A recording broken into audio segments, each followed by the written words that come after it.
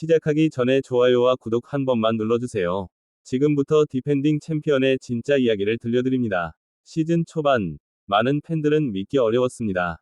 지난 시즌을 완벽하게 지배했던 흥국생명이 왜 이렇게 흔들리는지, 왜 코트 위에서 자신감을 잃은 듯 보이는지 의문이 이어졌습니다.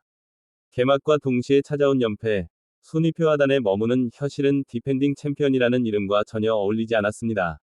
하지만 이 이야기는 추락으로 끝나지 않습니다. 오히려 지금부터가 진짜 시작이었습니다. 흥국생명은 2025에서 2026 시즌 초반, 예상치 못한 시련을 마주했습니다. 개막전 승리 이후 곧바로 4연패에 빠지며 팀 분위기는 급격히 가라앉았습니다. 선수들의 표정에는 여유 대신 조급함이 묻어났고, 경기 내용 역시 불안했습니다. 조직력은 흐트러졌고, 공격과 수비의 연결도 매끄럽지 않았습니다. 팬들 사이에서는 김연경 은퇴 공백이라는 말이 자연스럽게 오르내리기 시작했습니다. 지난 시즌 통합 우승의 중심에는 김연경이라는 상징적인 존재가 있었습니다. 위기의 순간마다 분위기를 바꾸던 한방, 팀 전체를 끌어올리는 리더십은 숫자로 설명할 수 없는 가치였습니다. 그 빈자리는 생각보다 컸고, 흥국생명은 시즌 초반 그 공백을 고스란히 드러냈습니다. 경기를 이끌어야 할 순간마다 망설임이 보였고, 결정적인 한 점이 아쉬운 장면이 반복됐습니다. 여기에 더해 세터진의 불안도 겹쳤습니다. 지난 시즌 주전 세터였던 이고은이 몸 상태 문제로 정상적인 컨디션을 유지하지 못하면서 서채현이 공백을 메웠지만, 경험의 차이는 분명했습니다. 공격수와의 호흡은 어긋났고, 상대 팀들은 흥국생명의 약점을 집요하게 파고들었습니다. 한때 승점 자판기라는 뼈아픈 평가까지 나올 정도로 팀은 흔들렸습니다.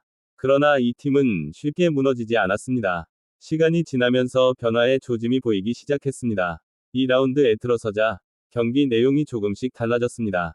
단순히 결과만이 아니라 코트 위에서 선수들의 움직임과 표정이 달라졌습니다. 그 중심에는 요시하라 도모코 감독이 있었습니다. 요시하라 감독은 일본 여자 배구를 대표하는 지도자 중 한 명입니다. 현역 시절에는 일본 여자 대표팀의 핵심 미들 블로커로 활약했고, 은퇴 후에는 지도자로서 더 큰 족적을 남겼습니다. 오랜 시간 일본 프로리그에서 팀을 이끌며 조직력과 기본기에 강한 팀을 만들어냈고, 그 노하우가 흥국생명에 서서히 스며들기 시작했습니다. 요시하라 감독이 가장 먼저 손을 댄 부분은 팀의 균형이었습니다. 공격적인 색깔은 유지하되, 리시버와 수비에서 흔들리지 않는 구조를 만드는 데 집중했습니다. 선수 개개인의 역할을 명확히 했고, 무리한 플레이보다는 확률 높은 선택을 강조했습니다. 그 결과, 코트 위에서 혼란스러웠던 장면들이 점점 줄어들기 시작했습니다. 또 하나의 중요한 변화는 세터진이었습니다. 베테랑 세터 이나연의 합류는 팀의 안정감을 불어넣었습니다. 경기 운영이 차분해졌고, 공격수들은 보다 편안한 타이밍에서 공을 받을 수 있게 됐습니다. 동시에 서채연 역시 경험을 쌓으며 공격수들과의 호흡이 눈에 띄게 좋아졌습니다. 요시하라 감독 특유의 조직력 배구가 서서히 살아나는 순간이었습니다. 미들 블로커진의 활용도 눈에 띄게 달라졌습니다. 이다현, 피치, 김수지로 이어지는 중앙 라인은 상대 팀에게 큰 부담으로 작용하기 시작했습니다. 단순한 속공이 아니라 상황에 맞는 다양한 패턴이 가동되면서 상대 블로커들은 쉽게 대응하지 못했습니다. 중앙이 살아나자 측면 공격도 자연스럽게 힘을 얻었습니다. 외국인 선수 선택 역시 반전의 중요한 요소였습니다. 지난 시즌 함께했던 푸트코와 재계약하지 않고 새롭게 합류한 레베카는 시즌 초반만 해도 물음표가 붙었습니다. 하지만 시간이 흐를수록 레베카는 자신의 가치를 증명했습니다. 높은 타점에서 내려꽂는 강력한 공격은 흥국생명의 새로운 무기가 됐고, 결정적인 순간마다 득점을 책임지며 팀의 중심으로 자리 잡았습니다. 아웃사이드 히터진의 안정도 반등에 큰 역할을 했습니다. 김다은, 최은지, 정윤주는 경기마다 고른 활약을 펼치며 팀의 안정감을 더했습니다. 누구 한 명에 의존하지 않고, 상황에 따라 다양한 선택지가 있다는 점은 흥국생명을 상대하는 팀들에게 큰 부담이 됐습니다. 이런 변화들은 성적으로 이어졌습니다. 2라운드에서 흥국생명은 두 차례의 2연승을 포함해 4승을 거두며 분위기 반전에 성공했습니다. 3라운드에서도 50% 승률을 유지하며 상위권과의 격차를 조금씩 좁혀갔습니다. 그리고 4라운드에 들어서면서 흥국생명은 다시 한번 우승 후보라는 이름을 떠올리게 만들었습니다.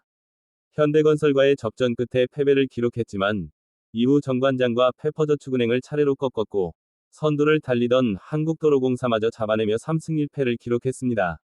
특히 한국도로공사전에서 보여준 집중력과 경기 운영은 흥국생명이 완전히 달라졌음을 보여주는 장면이었습니다. 이제 흥국생명은 더 이상 추격자가 아닙니다. 승점에서는 이미 2위와 어깨를 나란히 했고 승수 차이만으로 3위에 머물러 있을 뿐입니다. 이 흐름이라면 2위 도약은 물론 선두 경쟁까지 충분히 노려볼 수 있는 위치입니다. 시즌 초반의 불안과 혼란은 어느새 과거의 이야기처럼 느껴질 정도입니다. 앞으로 남은 일정 역시 중요합니다.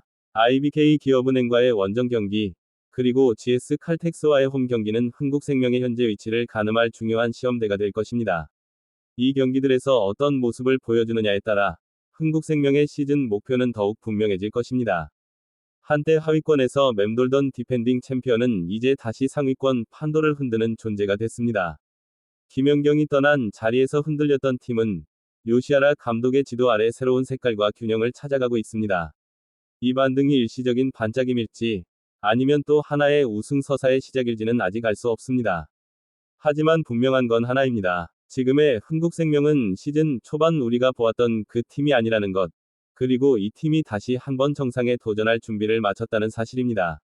남은 시즌, 디펜딩 챔피언의 진짜 위용이 어떤 결과로 이어질지, 그 결말을 끝까지 지켜볼 가치가 충분합니다.